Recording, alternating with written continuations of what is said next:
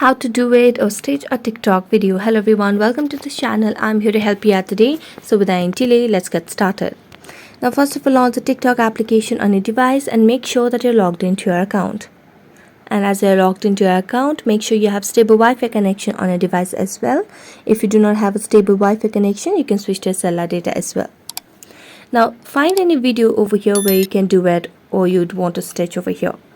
So what you can simply do is click on the share icon at the bottom right corner of the screen, and as you tap on this share icon at the bottom right corner of the screen, you will be able to see the list of options that pop up at the bottom of the screen. So let us wait until it pops up the option for us.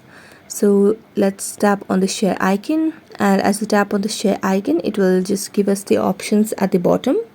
So here simply drag the options to the left over here at the very end.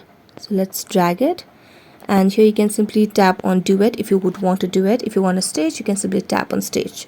So you can simply tap on stitch option over here if you would want to. Then it will just start taking us to a new page.